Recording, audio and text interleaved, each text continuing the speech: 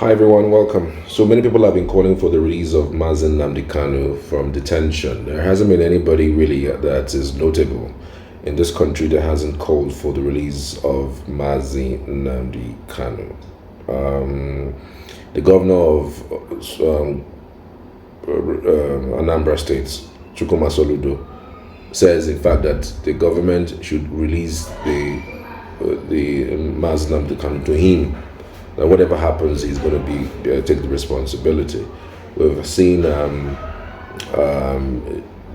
Ndibo calling for the release of Nnamdi Kanu. We've seen the Deputy Speaker of the House of Assembly, Kalu, calling for the release of Nnamdi Kanu. Thankful to Mr. President for doing this for the southeastern region, but we are still asking for more. You know, insecurity is a major concern in the area. You cannot have development in the midst of insecurity. That is why we started what we call Peace in Southeast project, supported by the Parliament. But in doing so, we noticed that the insecurity there will be, reduced if Nnamdi Kanu is released. We want Nnamdi Kanu to be released because we know it will give our people more security. Those who are using him as excuses to be able to perpetrate all these actions around our area will have no other reason to be on the street. And then the police and the security agencies will catch anybody who claims that Nnamdi Kanu is his reason for causing to the people of Southeast. So we are begging. Like you cannot coerce the President of the Federal Republic of Nigeria because he's the commander. Coerce the President of the Federal Republic of Nigeria because he's the commander-in-chief. All we are doing is saying, use political approach, not the legal approach that everyone is talking about. We are appealing to him to tamper justice with mercy and release Nnamdi Kanu to the people of Southeast. We know it will ensure more security for our people, and it will, spring up the development that this Southeast Development Commission is going to bring, and it will as well sustain it. The leadership of the Yoruba Social Cultural Group, Afenifere, has called on President Bola Tinubu to forthwith release the detained leader of the Indigenous People of Biafra, Nnamdi Kanu. The group, in a communique on Tuesday, said the fair hearing of the separatist leader may no longer be guaranteed due to the controversial and conflicting legal proceedings in different courts. The communique was issued after its general meeting presided over by the group's deputy leader, Oba Oladipo Olaitan, held at Isanya Obo, the hometown of its leader, Ayo Adebanjo. In a statement signed by both Olaitan and the National Publicity Secretary of the group's Justice Falaoye Afenifere, argued that Kanu should be released in the interest of the justice and national reconciliation. Describing Kanu as a political detainee, the group says there is no justification for his continued detention without trial. Afenifere notes that from all circumstances, particularly since his adoption in 2021 and repatriation to Nigeria, and since they're subjected to controversial and conflicting legal proceedings in different courts by which his fair trial may no longer be guaranteed in the opinion of the reasonable members of the public, it is clear that Nnamdi Kanu is undoubtedly a political detainee. I mean, several prominent people around the country and even internationally have called for the release of Nnamdi Kanu. I just want to, have you see them so that you'd be sure that truly everyone is basically calling for the release of Nnamdi Kanu. Because, think about it. The courts have released him on bail, and the government have released to release him. And I hear that during the time that he had a court case, during the rendition, during the time that there was a trial, that was a court case for his rendition, it was stated that the lawyers, or if you like, the judges who presided over that matter, were clearly sent out of the courts under Buhari. And then so you wonder what exactly is keeping them from releasing Nnamdi Kanu. Maybe politics. Remember in the 2023 elections, something dramatic happened, something that never happened before. Peter Obi won the entire Southeast, won Lagos, won Abuja, won North, Nasarawa, won considerable amount. We're talking 6.1 million for somebody who just started participating in the presidential long run. So maybe seeing that Peter Obi might be interested in the 2027 elections and seeing that the president is looking to also make inroads inside the Southeast, the only way to maybe appease the people of the Southeast is probably just releasing Nnamdi Kanu just a few months to the 2027 elections. That's the only reason why I'm thinking that this may be a reason why I'm still holding him. Because again, like it or leave it, the administration under which this Nnamdi Kanu committed the so-called treasonable felony. Let's even put it, because there's nothing treasonable about what they said he did, but the state is the one saying that it's treasonable felony. It's under the last administration. The president at the time says, oh, he abused him. Okay, now the president is no longer there. And in May 2025, that's in a few months' time, May 29th, this man will be 2 years in office. What would you say Nnamdi Kanu did to Tinubu to warrant his stay in detention for this long? What exactly is it? Yeah, I understand the point that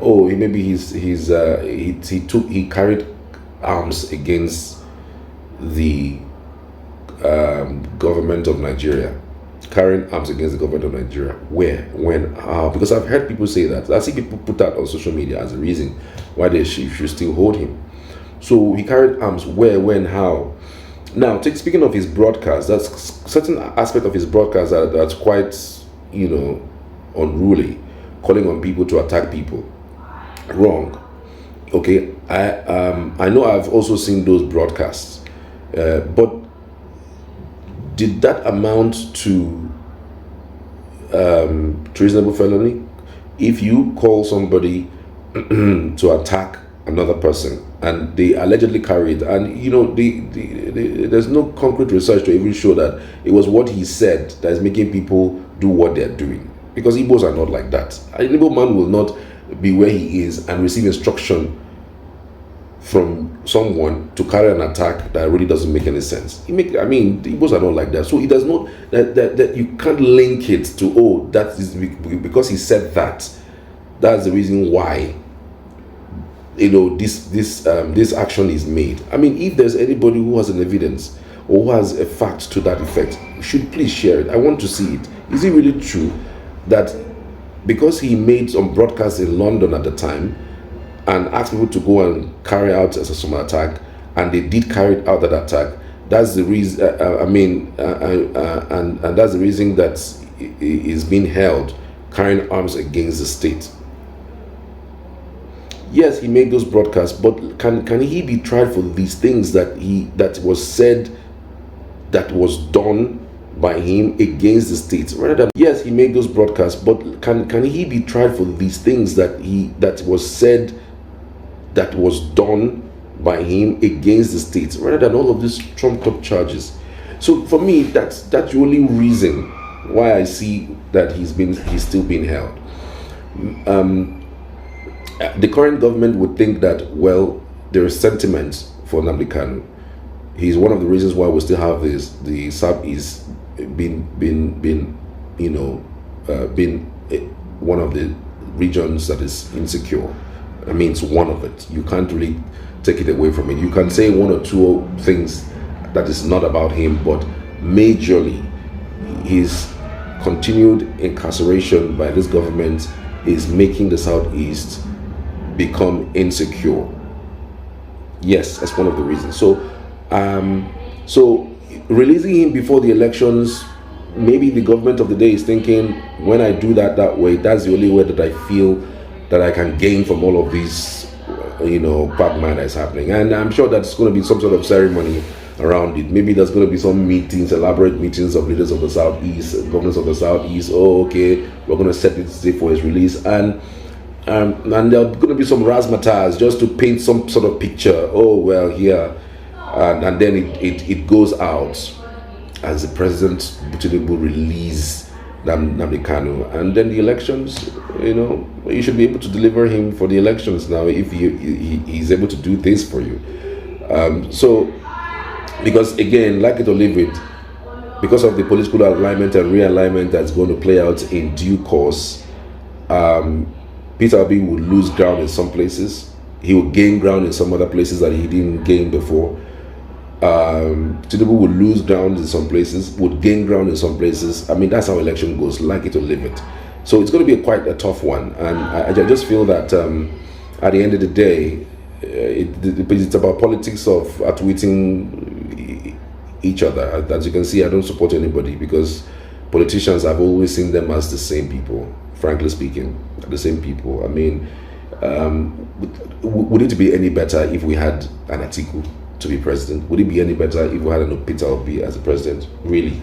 How better would it be? How good do you think the country would have become if it were not Tinubu? I mean, before Tinubu took over, we were saying anybody but Buhari. Buhari would have been the worst that we would see. Like, we can't get this bad under somebody else. But here we are, hoping that Buhari was still the president.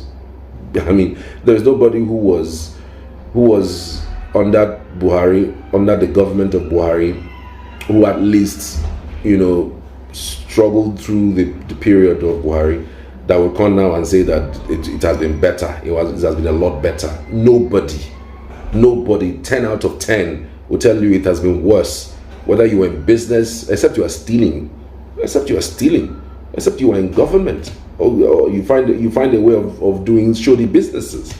Else, nobody who is genuinely doing business in Nigeria will tell you, well, I wish that this government continues. No, you would have said, oh, well, you know what? And every time we have a new government, things keep getting worse. So I'm not in support of anybody. Nobody should come and use this video and say, you are now bought over. I am not bought over. I'm not even available to be bought. So let's be clear on this matter. So that's what I'm thinking. I might be wrong. You can also add your thoughts to whatever it is that I'm saying that you think might catch your attention. Well, many thanks for being part of it. You can subscribe to this channel for more content like this. Thank you.